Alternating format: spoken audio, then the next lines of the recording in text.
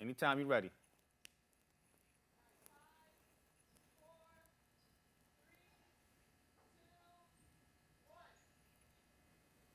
What's going on, people? It's Brother Ron, Brick by Brick. Another episode. So, being up here in the X, we about to bless you with some legendary X features, some grand masters of the game. Some brothers is definitely holding it down.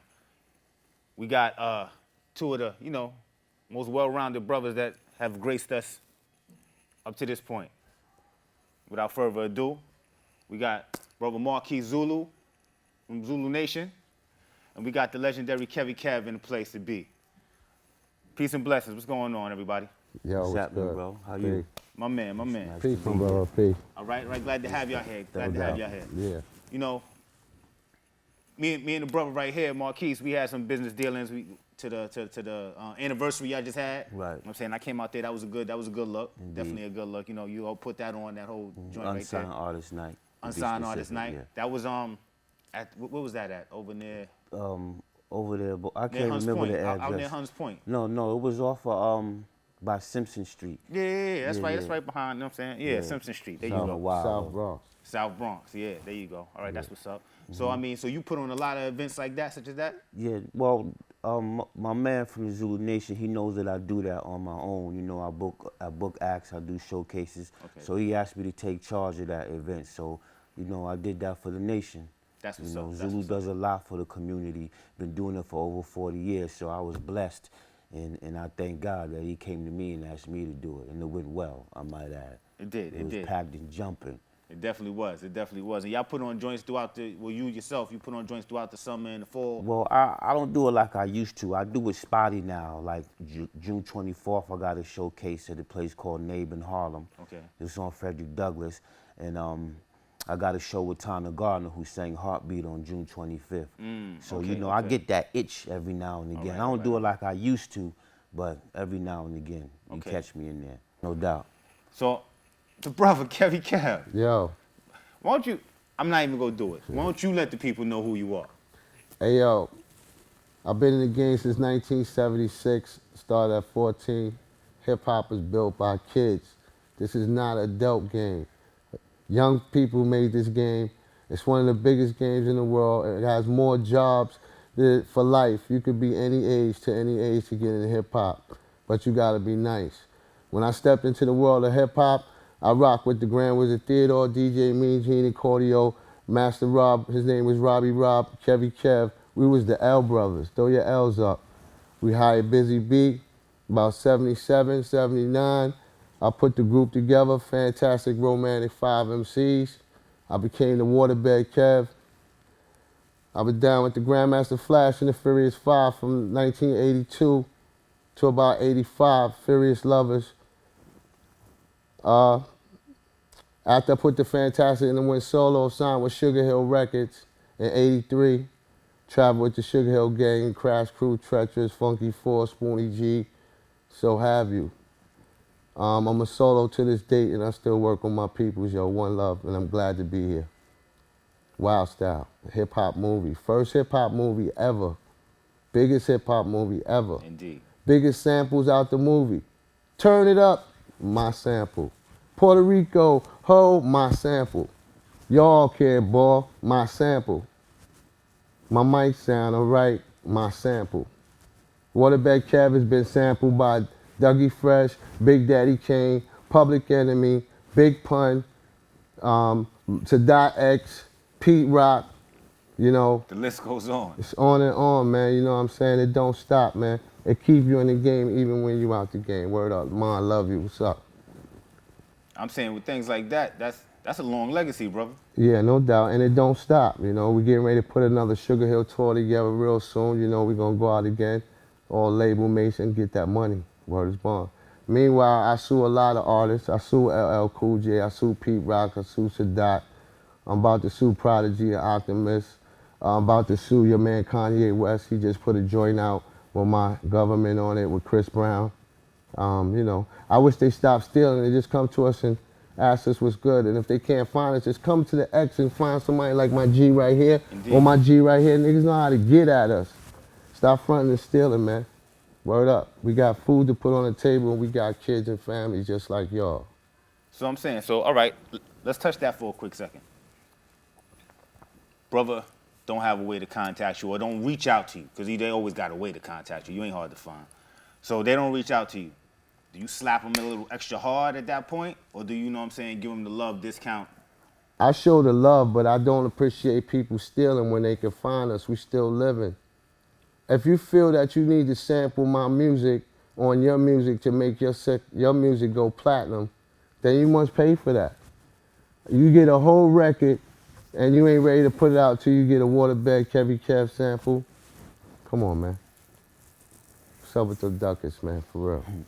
So, I mean, so are those lengthy court procedures, or is it like something that's quick? You sue somebody and they settle? Or... It's usually quick because they know my music. All right. Now, it's harder for the average dude that don't got no history. I've been doing this since 1976. You know what I'm saying? Like I said, all them big samples you hear, Puerto Rico, they think of Puerto Rican made that. I made that. I didn't copyright it, it was only a couple of words. But when I go to a dude and say, yo, check this out, you owe me X amount, he said, oh, where'd that come from? I played the original. And that's where we Talking went. about the original. You know, just like when LL was doing that joint with A. Marie Paradise, and he did Touch It, Why Don't You? To all that was my lyrics. All those was my words. So when I got to my lawyer, it was just a comparison, and he did it just like me and didn't change nothing. But he see me, yo, what's up, Kev? How you know, come on, I'm saying though. When you see me, if you ain't sticking 25,000 in my hand or something, that's cat feed for you giants. You got pioneers, icons, Jay-Z, all these dudes, they go out and get each other to get on records. They millionaires, they pay each other millions. But y'all won't even come in the hood and get an old school cat and give him 50,000. Y'all niggas is grimy. Word. And that's what it is. Man speaking from his heart. Yeah. You know what I mean? You can't, I mean, you could be jaded if you want, but the truth is the truth. For real. You know what I mean? This man put it down. It's this man's property. This man used it. For real. When the next man use your property, whether it's intellectual property or whatever, you got, you know what I'm saying, you got to get taxed on that. Gotta be compensated, man. Indeed. So all right. So that's going back a little second, right? Now let's go forward. Right. Okay. You said Sugar Hill about to go on another tour. Yeah, man. You know, they got the Crash Crew again, the Funky Four, they got the Treacherous, they got Spoonie G, they got Busy B, they got the Furious Five and the Sugar Hill Gang along with the Sequence. Now they matching dates right now for down the road, but real soon we getting ready to do patch dates here and there. So we should have a show in like the next month or two or whatever. What kind of venues y'all doing? Like clubs, like little amphitheaters? Halls, amphitheaters, you know, arenas, you know, we do 40,000, 30,000 people, whatever come out, wherever we at, that's what we do. That's nice. That's Word, nice. yeah. I let you know that even though you said earlier hip hop was a young man's game. Yes. But that's just because it wasn't no old men back there To really do in it. You know what I'm saying? To do it. No, everybody that's in it now got in as of age, but all the people that grown into it, it was a kid's game, you know? And I don't never see you dropping your mic though. Nah, no doubt, man. I keep my mic on safety all the time. My mic's on safety? It's on safety all the time, you know? I tell my people every day, you know, we breathing on purpose. You feel me? Like, if we was whack and corny, you know, y'all wouldn't even keep biting and stealing. Y'all know we the truth. You might as well let us come out there and set the record straight on how it go. You gotta remember, we gave it chance, switchovers, crossovers, harmonizing, yo, dance steps, fly gear. Jay-Z talking about he invented swag. We had swag since the 70s. Indeed. So going back to the 70s and Wild Style. Wild Style, Talk a about trip. that for a minute. Yo, we met up with Charlie A. Hearn, big up Charlie A. Hearn in the 80s, young, late 70s, 80s. Had an idea. We were all dressed we had show uniforms and different things we could have wore, because by that time we was wearing spikes and leather and all that, beads and braids and, you know. But he asked us to dress down for the movie so it could just look raw, straight street. That's why everybody just had clothes. It wasn't too much fly stuff going on in the game. They said, you know, just do it average. So he came to us, we walked around a couple of places in the Bronx, took some shots, you know, and he kept coming around us to finally he talked about making a movie, Wild Style. And we all got together collectively. It wasn't no big role plays, you know, naturally just going in there doing what you do. Wild Style, we got the best 3 scenes in the movie. Fantastic got 3 scenes. Everybody else got 2. Watch Wild Style. See what Wild Style about. Fun, money, fun, money, fun, money. All fun. Ain't nobody shooting anybody, nobody sticking nobody up. Niggas ain't bushwhacking a nigga in the corner. We ain't live like that, man. This was all for fun to get the gangs and all the people off the street to come somewhere and have some fun. And we charge $2 and $3. Packing places like the Audubon Ball with 4,000 people for $2, $3. So it wasn't about the money. It was about the love of it. It wasn't for the money. We didn't have an idea or clue that it would take off to where it's at today. Oh, it was money involved though. Yeah, we got paper. Definitely Because that was involved. money coming up as a kid, 14, 15, Right, making right. $250 because you playing at the Sparkle, and the next week you at the Audubon, and the next also some nights you have 3 or 4 parties in one night. And you So get paid from each one of them. You got a limo take you. OJ give him a little 8-track tape. He bumping your joint. He take us. This before cassette tapes, dog. Let them know, baby. This is 8 tracks, man. Little square joints. Used to be in your mom's. You gotta hit it to make it go Yeah, in. you gotta push it in. Yeah. You know what I'm saying? But we was doing joints. You know, we've been on 8 tracks before cassettes came out. We went platinum on cassettes. So let me ask you a question, Kev, if you don't mind. Yeah. Indeed, bro. Do you think, because I always wanted to ask you this, do you think there was a reason why all the MCs in Wild Style was all from the Bronx? Is it because that's where it started? Because I didn't see, other than the end of Modi, I didn't see no Manhattan rappers in the movie. Well, Everybody was from the BX. It wasn't supposed to be that way. It just happened to be that way. Okay. And being it birthed in the Bronx, I mean, he did most of his shooting in the Bronx. The Bronx was burning. You seen everything was burnt out. That's how the South Bronx really was. You feel me? So by the time Mo D and them came out and all that, and them other crews, and the Funky and all them, we had already established rap. We know what it's like to have it right here. We had it. I was under the best DJs in the game, Grandmaster Flash and Grand Wizard Theodore. Furious 5, Fantastic 5. Fantastic 5 hold all the street credibility for all the battles. Biggest battle was us in the Cold Crush. And you can ask them what happened. I remember listening to that. You can ask on them tape. what happened. Let them tell you what happened. All right? You know, I'm tired of telling people. All right, so let's go back to them days in the park. All right, so you was down there on Sedgwick and Cedar.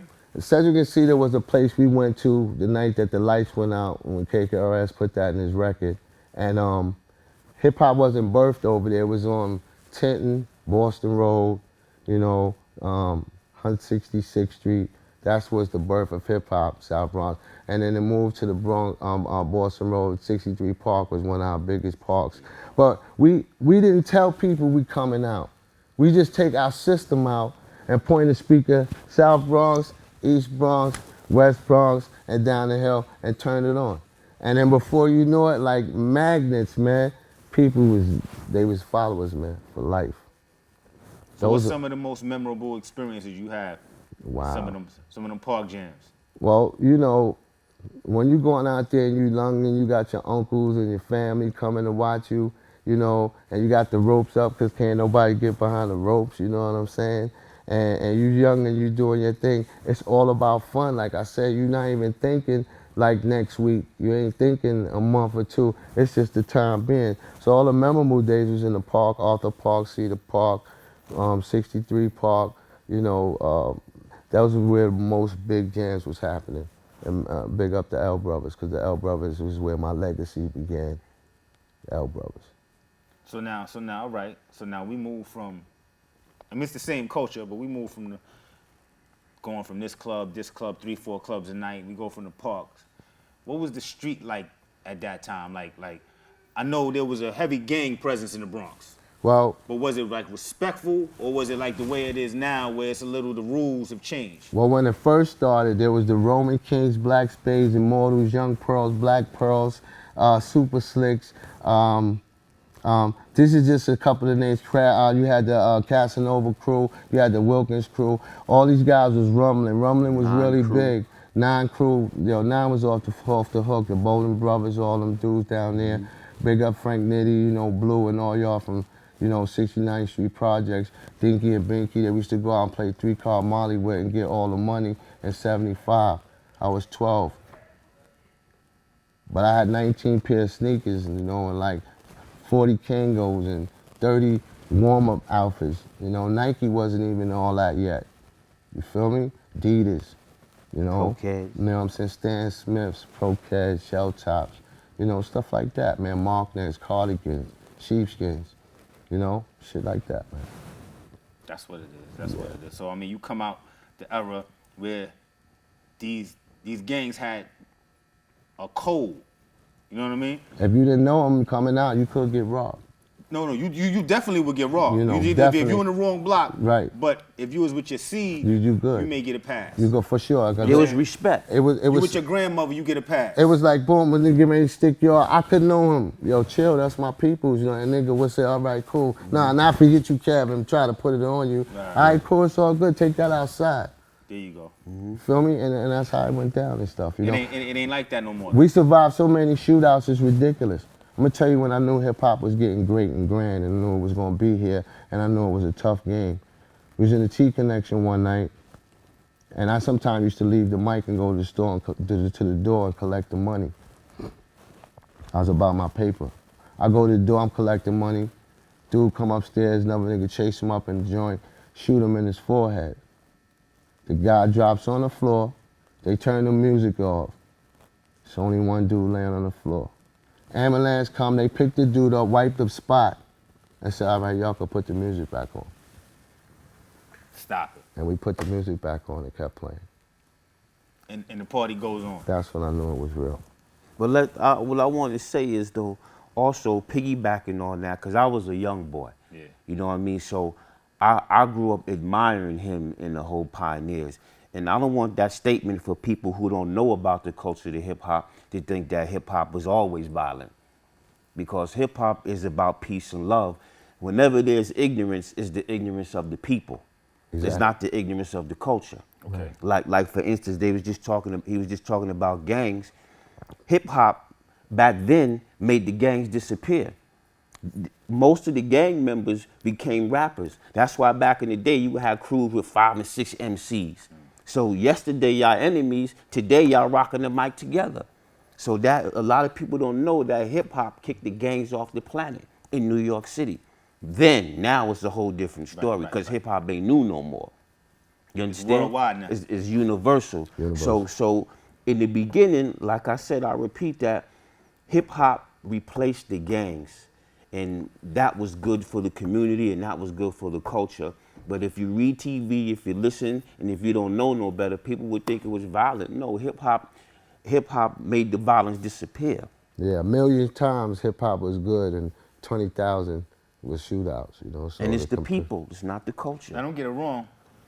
Any culture that's set up in this culture is gonna have its violence. Of course. Because this culture is a violent culture. It's violent. Young the This youth. is It's the Western youth. culture, this American culture is violent, no off back. Well, people's anything ignorant from regardless. It seems so. You know what I'm saying? But anything that come from this culture is gonna have its violence in it. Yes. You know what I mean? But that is what that is. Right. So all right, so let's bring it now to you. When we have some of these events that you're throwing and you associating them with Zulu, do you find that because Zulu used to be out here in these streets hard. Still. They used to be a little harder than they are now. Well, that is true as far as being seen. Right. That's yes, true. sir. Yes, sir. Know what I'm saying? Because there was sometimes. I mean, I'm a man of a certain age. You know what I mean? So I remember going through these streets and going through Harlem and being at Washington Irving High School. You know what I'm saying? And they coming down there and regulating and things of that nature. Right. But 1018, you know what I'm saying? Certain clubs, you know what I'm saying? They used to come through in the Palladium, you know what I mean? But what they did back then, to remember though, they wasn't there to be intimidating. They was there to keep the peace. Hip hop was ours, and we're gonna have some place where our people can come. Yes, sir. Now, if there's problem, Zulu's gonna handle that take care of problem. that, indeed. So they wasn't there to cause trouble. They was there to keep the peace. And if you want to cause trouble, you will get in trouble. Indeed. So I understand what you're saying. I just Indeed. wanted to get that straight because No, things indeed. can easily be misconcepted if you don't know no better. Sometimes you can't even believe what you see if you don't know no You better. going on what somebody said as opposed to originator and the man right here That's telling what you I'm what saying. it is. And I'm just a student. You know what I mean? I'm a student. Grandmaster Kaz will tell you. Kev will tell you. I'll call. I ask questions. Tony Tone will tell you. I want to know. All right? You dig? Word. I want to know. I hear that. I Word hear up. that. But what was you saying? I'm sorry. I get open. You man. can open some time. Yeah, I ain't man. mad at This you, is bro. my culture, man. I'm just curious about the different dynamic of how in these streets they look at Zulu then as opposed to they look at it right now. You go into these different, venues and doing what you're doing. Is there a different feel that you're getting from the crowd, or is it the same that you've always been feeling? Well, Zulu's over 40 years old, so there's always an automatic sense of respect. Indeed. You know what I mean? There's an automatic sense of respect no matter how old you are. Right. You could be 50, 60, 15 to 16. Like I said, the nation is 4 decades old and better, so there's always a level of respect. Indeed. You dig? That's what's up. So I mean, like when I was at the 40th anniversary, inside it was peace. And you come outside and it looked like it was chaos, but nah, everything was under control. Love, peace, party, and having fun. But that's looking at it from a perspective of a person who may not know what it is. You know what I mean? They come outside, they see these 6 dudes here and these 5 females here, and this person over here is a little loud. Nah, that's love. That's how we express ourselves. Yeah. Right. You know what I mean? And That's all. just because you scared, you know what I mean? Right. Don't mean that nothing's going to pop off. But it was just that environment that I looked and I see to myself, I'm like, yo, this is love right here. You know what I mean? Like I'm looking around and I get how some people could be uncomfortable in those situations. By You know what lack I'm of saying? knowledge. You see a big 6'3" dude, you know what I'm saying, 290, you know what I'm saying, with Yeah. leather and you know what I'm saying, and rhinestones and spikes. I can see how somebody could be intimidated by that. Right. But that's a you thing. Right. You know what I mean? That's a you issue. That ain't got nothing to do with this love right here that's Right. coming. So when I seen that, I was like, this is like when I was coming up, this is the kind of thing that I felt. You know what I mean? So that's where the question comes from. You know what I'm saying? Because I look and I see the feel, it looked different, but the feel is the same. Right. If that make any sense. Yeah, it makes sense. See, Yeah. that's real hip hop. Real hip hop is not what you hear on the radio. I'm gonna kill. We was talking about that earlier. I'm gonna kill you. I'm gonna murder you. Disrespecting women. You know what I mean? That's not the hip hop culture. That's the rap. music business. That's rap. They say that to sell records. Yes, sir. And the music business and the culture of hip hop are 2 totally different things. So I'm glad you saw that for yourself, man, because that's real hip hop. That environment. Yes, sir. Love, peace, partying, and having fun. And in all of the years that I've been going to a Zulu anniversary, or all the years I've been going to Crotona Park, big up Chrissy and Tools of War, there's never been no beef. Never been no beef. Never.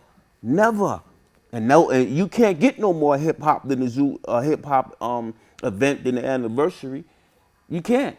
That's as hip hop as you go get. There's never been no beef. Never. That's what's up. Yeah. All right, Never. so let's take this on a little turn right quick. All right. So some of the things that we do on this show is we build on a code of conduct.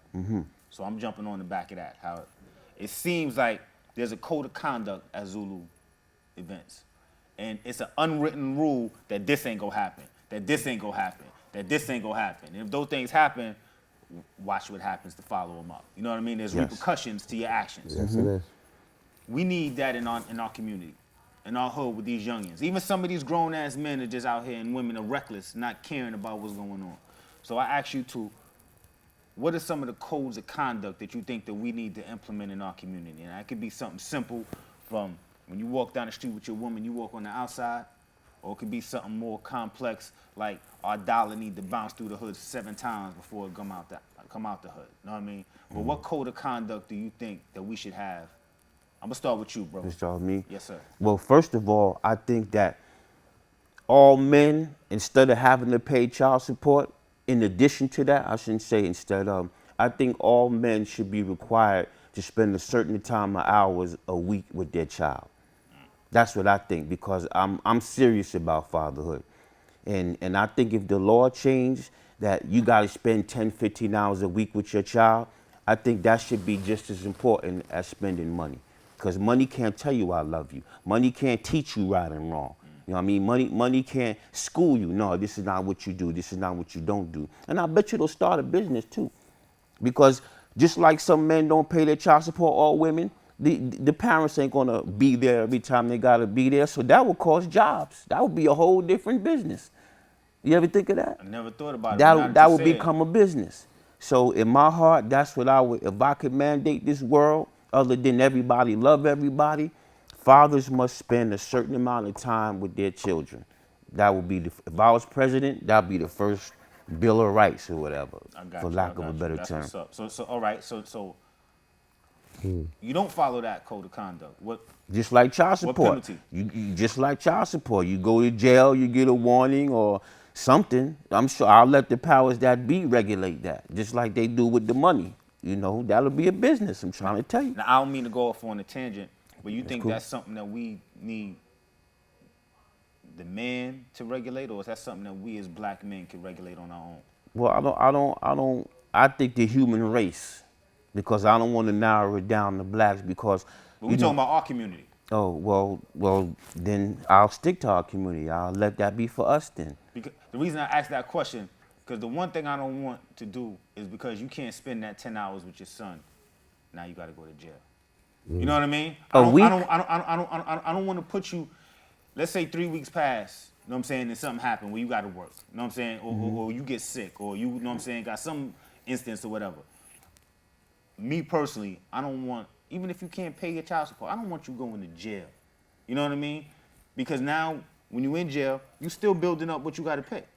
You know what I mean? And then when you get out, if you can't get a gig, you still building up what you got to pay. You know what I mean? And then what they do, they send another warrant out for you after a certain amount of time if you don't have it. So it's like a cycle. Like if we could find ways, in my opinion, to handle these on our own without having to go to the system, without having to go to the man, it's a win-win. You know what I mean? You gotta be careful who you lay down with. Feel me? That's number one. Out of hip hop, I got 5 kids. I got 3 girls, 2 sons. Both of my sons' name is Kevin. Streets and Light. Kima, Vondera, and Vonnie. And Naraya. But that's what I got out of hip hop. And God gave me that, and I'm glad I had my kids when I was young because they grow with me. I grew with them. You gotta be dedicated. You gotta love. You gotta have that moral support and the good moms and pop. Honor that mother. You know, stick to your craft where you come from. Be what you be in the street, but be real at home. You know what I'm saying? And it'll get you far. And if y'all got so much energy to put into all this negative stuff, try to put a little bit into that positive and see where it gets you. It'll get you a little happiness like I got, a little love. I got past a lot of things because of hip-hop, straight out of school into music. But that's what I like, and I was born and I was birthed to do this. My father is the leader of the Intruders, legendary. He sang I Always Love My Mama. They play that every Mother's Day. My dad was a legend.